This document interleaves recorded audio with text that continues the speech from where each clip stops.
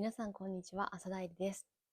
19世紀前半のロマン派の世界を代表する作曲家、ショパンの曲をお届けしました。今日はそんなピアノの詩人とも称えられ、世界中で親しまれている作曲家、フレデリック・ショパンについてお話ししたいと思います。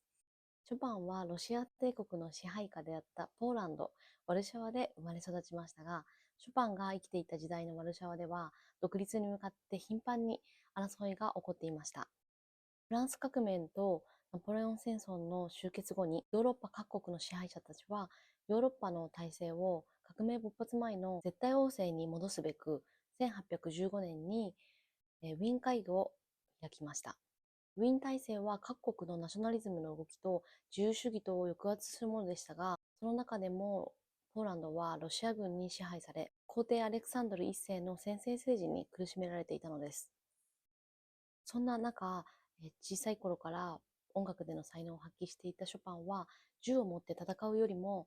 ピアノでの方が祖国のために戦える偉大な行為なのだと、家族や友人たちからの後押しもあり、最終的にパリに移り住むことになります。故郷ワルシャワから旅立った時の、ショパンの手紙よりこう記されています。ワルシャワをどんなに愛していても、家族や友人とどんなに離れたくなくても、ピアニストとして世に出るためには出発しなければならない。だけど僕はただ死ぬために立つような気がする。永遠に戻れないような気がする。20歳のショパンが生まれ育ったワルシャワを離れた1830年は、フランスの7月革命に呼応して、ポーランドでは自由と独立を求めて、11月放棄が起こった年であり、放棄は翌31年10月にはロシア軍によって鎮圧され、鎮圧後多くの独立派のポーランド人がフランスに、亡命しました。ワルシャワ放棄も失敗に終わり、独立の夢はついえてしまいます。悲しいことに、ショパンはその後二度と祖国ポーランドの土を踏むことなく生涯を終えました。先ほど、銃を持って戦うよりもピアノでの方がと、言いましたが、ロマン主義とは芸術による絶対主義に対する戦いとも言えるものです。39歳という短い人生の最後まで遠く離れたポーランドで戦う民衆たちを思い、切ない思いや情熱を作品に込めました。最上級のパリ社交界に身を置いていたわけなのですが、熱烈な愛国者であり革命家であるショパンの本心は最後まで変わることはなかったのです。たくさんのポーランドの舞曲、ポロネーズやマズルカなども、残しています。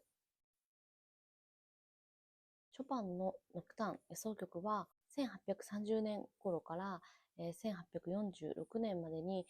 21曲作曲されていますが、ノクターンはラテン語のノクチュルヌ、夜のを語源とする自由な発想形式で書かれた作品のことです。ノクターンは19世紀初頭にピアニスト兼作曲家として活動していたアイルランド出身のジョン・フィールドによって創始されましたが、作曲家が夜を思わせる曲としてノクターンと名付ければ、どのような、形式、表紙であっても、その作品はノクターンとなります。ショパンはいわゆる公開のコンサートという形での演奏はほとんど行わず、芸術の理解者である貴族たちのサロンでの演奏を中心に自分の作品を発表しており、ノクターンはそうしたサロンでの演奏に極めて適した形式の音楽であったわけです。ノクターン14番が作曲された1841年には、ショパンは30代の初めであり、その頃はパリ9区のピガール街の恋人ジョルジュ・サンドの家で暮らしていた時期であり、英雄ポルネーズなども作曲していた生産的な時期でもありました。またその家では画家のドラクロワや作曲家のベルリオーズなどの友人たちも招いて、自作を演奏したりしていました。画家のドラクロワや作曲家のベルリオーズなどを挙げましたが、ロマン主義の代表的な作品を挙げるとすると、絵画の世界ではドラクロワの民衆を導く自由の女神、そして音楽の世界ではベルリオーズの幻想交響曲を挙げることになります。両方とも1830年に作られた作品です。ちなみに文学ではやはり1830年に刊行された小説家スタンダールの赤と黒があります。ショパンのノクターンは全部で21曲ありますが、今回演奏したノクターン14番は最も演奏時間が長く最高傑作と言われている作品です。悲しみの旋律によって始まりますが、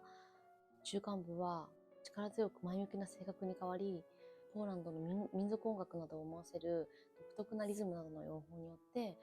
祖国に対する称賛を表しているようにも感じます。しかしやはりまた悲しい旋律が戻ってきてしまうわけです。亡命先のパリで亡くなったショパンの亡骸は、パリの東部にあるペーハラシューズ墓地という世界的な著名人の墓が多くあることで知られていますが、その墓地の片隅に手厚く葬られています。またショパンの心臓は、ショパンの遺言に忠実に、彼の幸福であった少年時代を過ごしたポーランドの地に向いています。この作品はまるでショパンの人生を物語っているかのように感じています。